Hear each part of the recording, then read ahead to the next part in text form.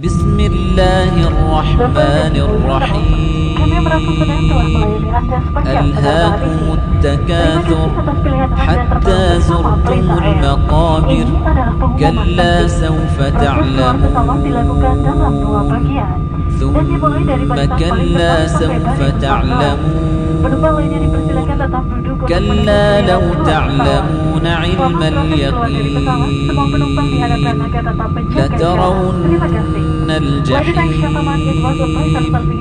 thumma latarawunnaha 'aynal yaqin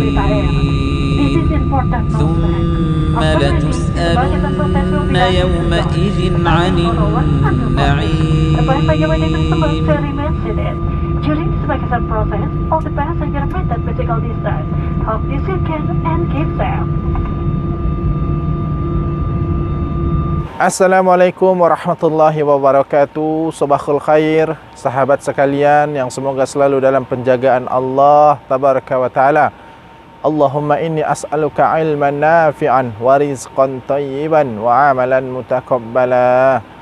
Memohon kita selalu senantiasa hanya kepada Allah agar diberikan rizki yang baik, kemudian ilmu yang bermanfaat, serta tentunya yang kita harapkan amal yang diterima oleh Allah Subhanahu wa taala. Karena amal inilah nanti yang hanya menemani kita di alam kubur kita, sedangkan istri, suami, anak, orang tua kita itu tidak bisa menjadikan teman kita di alam kubur selain apa-apa yang memang sudah kita upayakan selama kita hidup di dunia ini. Teman-teman sekalian yang semoga dirahmati oleh Allah tabaraka wa taala. Kemarin ada yang chat WA. Beliau berkata, "Bang Jafar, saya terlanjur memutuskan bahwa saya dan istri pergi ke rumah sakit untuk melakukan operasi kelenjar getah bening. Kelenjar getah bening ini sudah mulai muncul di permukaan kulit. Artinya dia akan mulai membesar jika memang terus dibiarkan. Yang jadi pertanyaan, dahulu atau sebelum diruqyah atau sebelum dioperasi, istrinya dalam keadaan bercadar, dan hasilnya ketika dia hendak melakukan operasi, dokter laki-laki menganjurkan dia membuka cadarnya, bahkan kelihatan rambutnya, ya, sebab dengan kondisi ini dokter bisa leluasa melakukan tindakan kepada istrinya. Dan dia bertanya dan dia merasa terpukul. Bagaimana hukumnya? Allah mengatakan, fattaqullaha mastata'tum. Beribadahlah kalian semampunya. Artinya, jika memang itu kondisinya sudah darurat, maka silahkan saja. Dengan terus kita memohon ampun kepada Allah. Yang jadi penyesalan bagi saya adalah kenapa langsung mengambil tindakan atau mengambil keputusan untuk melakukan tindakan operasi.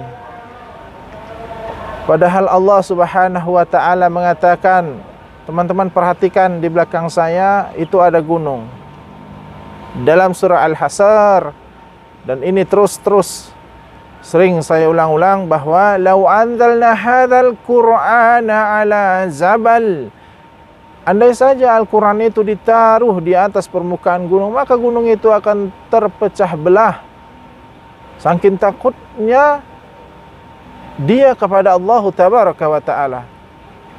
Jadi kelenjar getah bening ini adalah satu benjolan yang berada di permukaan kulit yang memang bila mana dia dibiarkan akan terus membesar dan bisa mengefekkan menjadikan efek sakit kepada seluruh jasadnya. Yang jadi pertanyaan, umumnya bahwa orang yang dioperasi itu tidak sampai kepada akarnya. Orang yang di kemo kemudian di laser ya atas penyakit miom, kista, tumor, kankernya, tidak sampai kepada akarnya. Dia hanya memotong di bagian dasar daripada kulit itu agar dia tidak menonjol lebih besar. Dan Al-Quran menawarkan wa nunazzilu minal Qur'ani ma huwa syifa. Al-Quran tidak mungkin bohong. Al-Quran tidak mungkin berdusta. Al-Quran adalah kalamullah yang mulia. Ketika Allah mengatakan bahwa Al-Quran aku turunkan kepada kalian sebagai sifat kepada kita hamba-hambanya yang yakin bahwa Al-Quran itu adalah sifat, maka mustahil apapun yang kita niatkan untuk kesembuhan itu tidak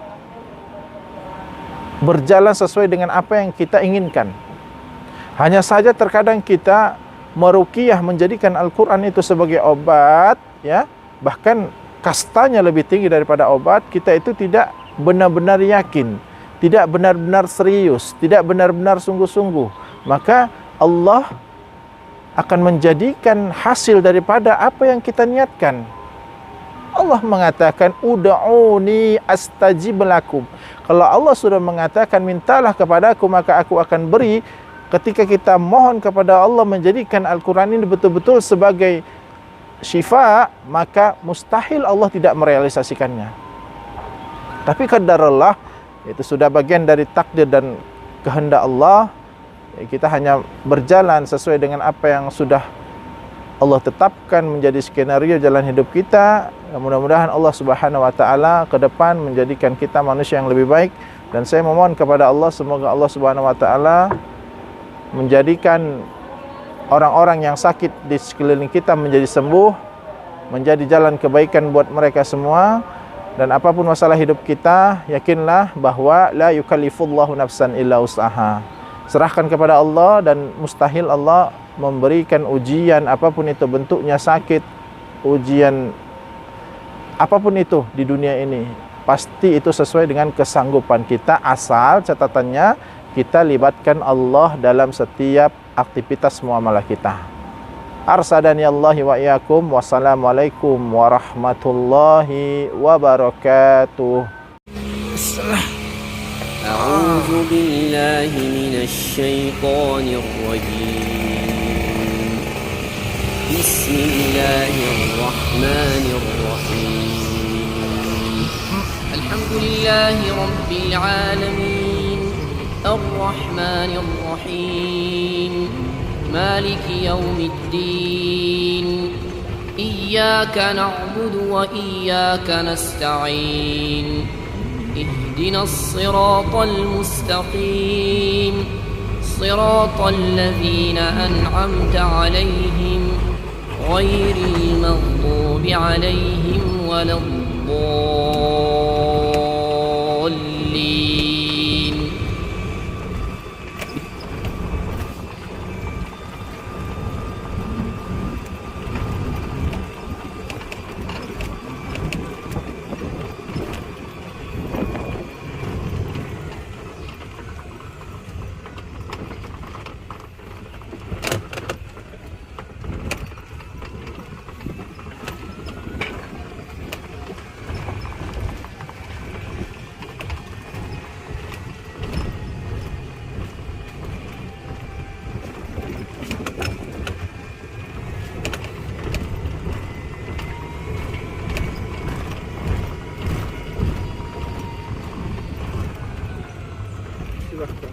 Oke, makasih.